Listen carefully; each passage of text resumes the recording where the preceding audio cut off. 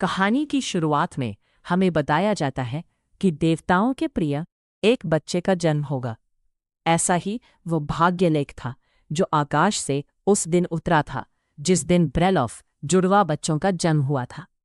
मानो उस भविष्यवाणी की सत्यता सिद्ध करने के लिए छोटी जुड़वा बहन नॉक्सिया चमकीले चांदी जैसे सुनहरे बालों और एक प्यारी सी मुस्कान वाली एक युवती के रूप में बड़ी हुई, और कम उम्र में ही उसकी मौलिक क्षमता तत्वों को नियंत्रित करने की शक्ति जागृत हो गई थी, जिसका अर्थ था कि वो स्वतंत्र रूप से पानी को नियंत्रित कर सकती थी। हर कोई नॉक्सिया को बुलाता था देवताओं की प्रिय लड़की, और वहीं दूसरी तरफ लोग आपस में कानाफूसी करते हुए बात कर रहे थे कि दूसरी ओर जुड़वा बच्चों में बड़ी तनासिया ब्रेलॉफ।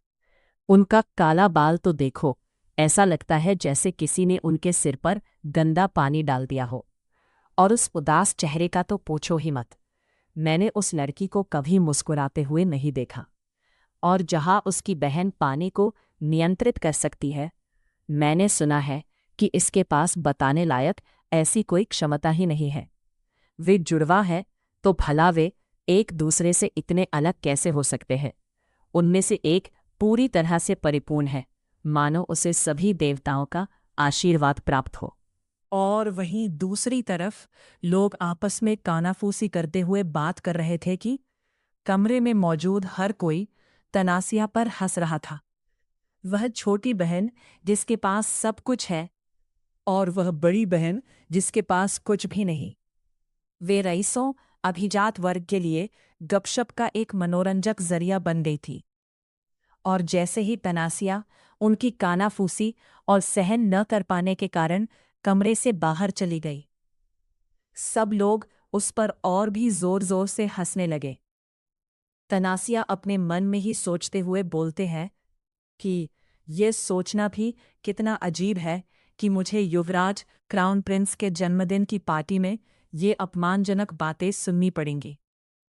तनासिया, ओह, मेरा हाथ फिसल गया, और अपने मन में बोलती है, लेकिन आज ऐसा नहीं होने वाला है। और उस लेडी के पास जाकर तनासिया बोलती है कि वैसे तुम मेरे ही बारे में बात कर रही थी ना? क्या तुमने अभी जो कहा उसे दोहरा सकते हो? मुझे ठीक से सुनाई नहीं दिया। वो लेडी बोलती है, क्या क्या? मैंने तो कुछ नहीं कहा। तनासिया बोलती है, तुमने कहा कि उनमें से एक पूरी तरह से परिपूर्ण है, मानो उसे सभी देवताओं का आशीर्वाद प्राप्त हो। लेकिन दूसरी वाली, उसके बाद तुम क्या कहने वाले थे? दूसरी वाली से तुम्हारा मतलब मुझसे ही थी, है ना? वो लेडी बोलती है, मेरा मतलब बस ये था, मैं ये देखने के लिए उत्सुक था कि तनासिया बड़ी होकर कितनी बेहतरीन युवती बनेगी। तनासिया बोलती है, मुझे कभी याद नहीं आता कि मैंने तुमसे मेरे बारे में तुम्हारी राय मांगी हो। तो क्या तुम कृपया मेरे बारे में इस तरह अजीब तरीके से बकवास करना बंद रखोगे?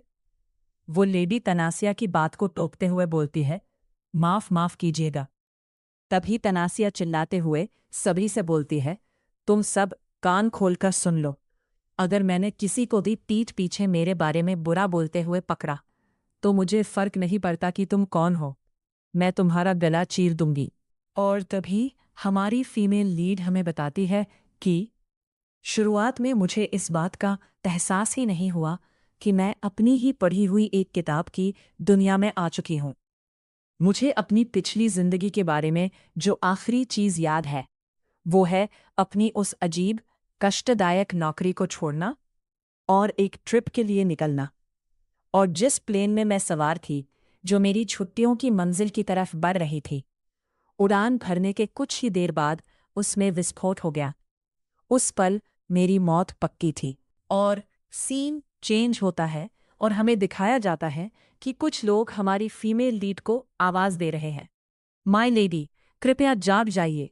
लेडी तनासिया। हमारी फीमेल लीड अपने मन में सोचती है कि कौन तनासिया?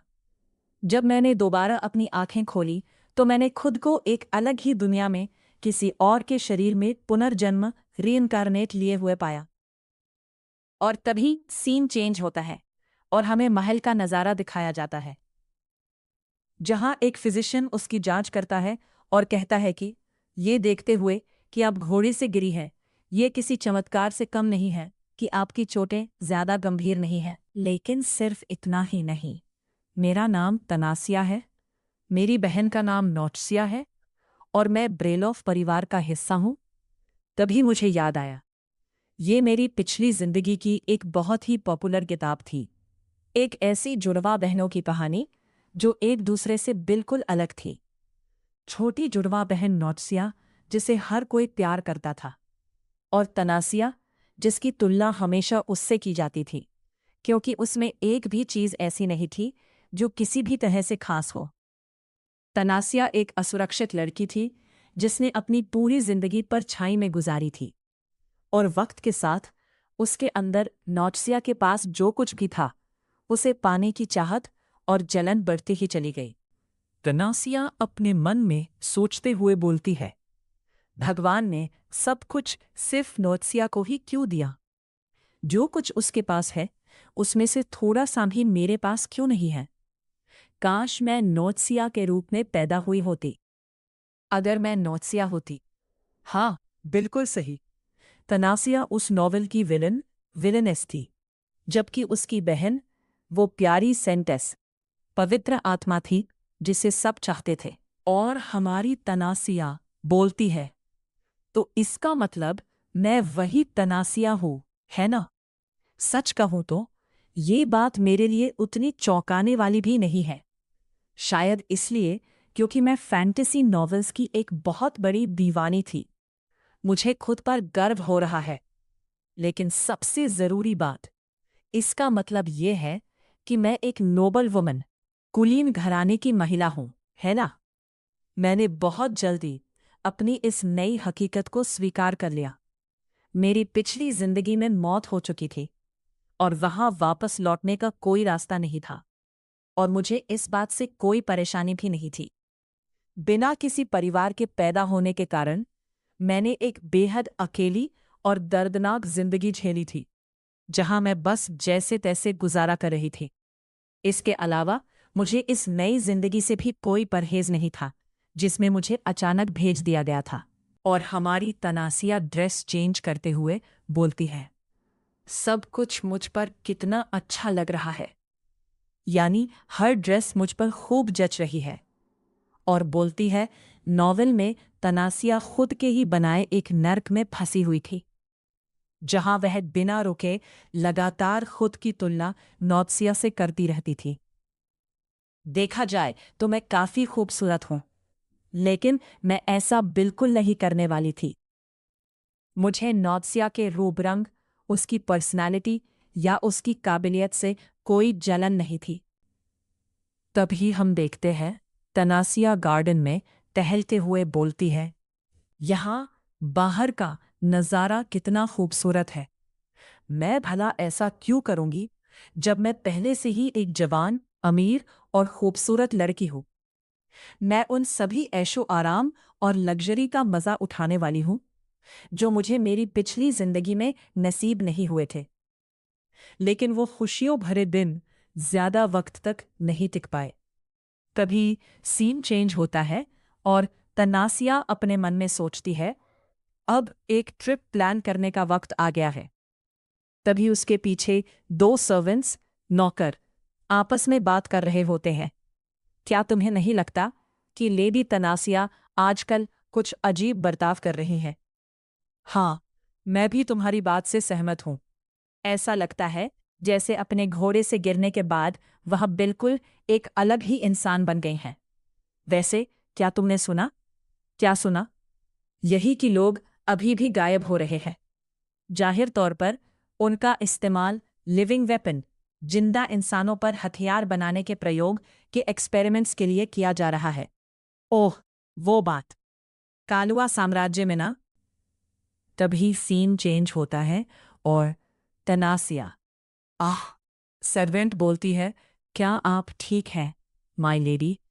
तनासिया उनकी बात सुनती है और जो कुछ वह खा पी रही थी उसके गले में अटक जाती है और वह खांसने लगती है। तनासिया बोलती है, मैं ठीक हूं। उससे भी ज्यादा जरूरी बात, तुम दोनों अभी क्या कह रहे थे? कालुआ साम्राज्य, एम्पायर ऑफ कालुआ में क्या हो रहा है।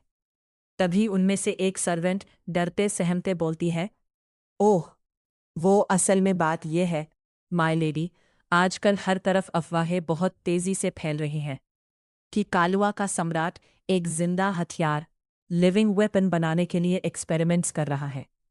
अफवाहों की माने तो पिछले साल के मुकाबले इस साल कहीं ज्यादा लोग गायब हुए हैं और उनमें से एक एक इंसान को असल में कालुआ ही ले जाया गया है। लेकिन यह सब सिर्फ सुनी सुनाई बातें हैं। आप इसकी फिक्र मत कीजिए, माय लेडी। तनासिया अपने मन में बोलती है। ओ माय गॉड, हे भगवान। तभी मुझे एक ऐसी बात याद आई जिसे मैं बिल्कुल भूल चुकी थी। द बिलवड सेंटिस की कहानी, जिस आरवन साम्राज्य में सेंट है, वो कालुआ साम्राज्य के खिलाफ जंग छेड़ देता है। मुसीबत तो ये थी कि उस जंग को हारने के बाद तनासिया मर जाती है, और तनासिया को जो मारता है वो कोई और नहीं बल्कि इस नॉवेल का फाइनल विलेन आर्सकान है। वो कालुआ के उन क्रूर और बेरहम एक्सपेरिमेंट्स का शिकार हुआ था, लेकिन वो उन एक्सपेरिमेंट्स से जिंदा बच निकला और उसने एक ऐसी ताकत हासिल कर ली जिसने उसे दुनिया का सबसे ताकतवर इंसान बना दिया, और साथ ही साथ एक बेहद बेरहम और पत्थरदिल मॉन्स्टर भी। तनासिया खुद को दिलासा देते हुए बोलती है, शांत हो जाओ, मेरे पास अभी भी वक्त है। आर्सकान जब 15 साल का था तब वो एक बार उस लैबोरेटरी प्रयोगशाला से भाग निकला था, लेकिन उसके फटे पुराने और गंदे कपड़ों की वजह से लोगों ने उसे गलती से एक गुलाम, स्लेव, समझ लिया और उसे आर्वेन साम्राज्य में ले जाकर बेच दिया। किताब में बिल्कुल यही सब हुआ था। चूंकि तनासिया और आर्सकान दोनों एक ही उम्र के हैं, तो इसका मतलब यह सब इसी साल होने वाला है। तनासिया सर्वेंट से पूछती है, राजधानी में गुलामों का बाजार, स्लेव मार्केट, कहाँ है? मुझे तुरंत वहां जाना होगा। वह अपने मन में सोचती है, अगर मैंने आर्सकान को दूसरों से पहले ढूंढ लिया और उसे बचा लिया तो शायद मैं अपनी दर्दनाक मौत को टाल सकती हूँ। सर्वेंट चौंकते हुए कहती है, गुलामों का बाजार, माय लेडी, आप वहां क्यों जाना चाहती हैं? तनासिया उनकी बात बीच में ही काटते हुए कहती है, जरा भी वक्त बर्बाद करने के लिए नहीं है, तुरंत बग्घी कैरेज तैयार करो। तभी उनकी बातचीत के दौरान हमें सीन में दिखाया जाता है कि महल के आलीशान हॉल गलियारे में कोई उनके कमरे की तरफ ही बढ़ा चला रहा है। आने वाला शख्स दरवाजे पर रुकते हुए, माफ कीजिएगा मास्टर, कहते हुए दरवाजे पर नॉक करता है। तनासिया कहती है, अंदर आ जाओ। वह शख्स अंदर आते हुए झुककर कहता है, आपके आदेश के अनुसार मैंने नहाने का पानी तैयार कर दिया है, माय लेडी। तनासिया उसे देखते ही एकदम हैरान रह जाती है। वो आवानोस जैसे काले घने बाल, वह गहरी सुनहरी आंखें और उसकी गर्दन पर बना वह अजनबी स्क्रिप्ट का टैटू। क्या ये सच में वही है? नहीं, ऐसा कैसे हो सकता है? तनासिया कांपती हुई आवाज में उसे देखते हुए पूछती है, तुम्हारा नाम क्या है? उसका दिल इतनी जोर से धड़क रहा था कि उसे लग रहा था वो हलक में आ जाएगा। क्या विलेन पहले से ही उसके महल में था? वह शख्स धीमे से अपना सिर झुकाते हुए कहता है, मेरा नाम आर्सकान है। यह नाम सुनते ही तनासिया के पैरों तले जमीन खिसक जाती है। उसका खून मानो पूरी तरह जम चुका था, जिसे वह पूरे शहर के गुलाम बाजार में ढूंढने की सोच रही थी। वह फाइनल विलेन, मौत का दूसरा नाम, इस वक्त ठीक उसके सामने खड़ा था। और इसी के साथ ये एपिसोड यहीं खत्म होता है। आगे के एपिसोड देखने के लिए लाइक, कमेंट और सब्सक्राइब जरूर करें। तो मिलते अगले एपिसोड के साथ।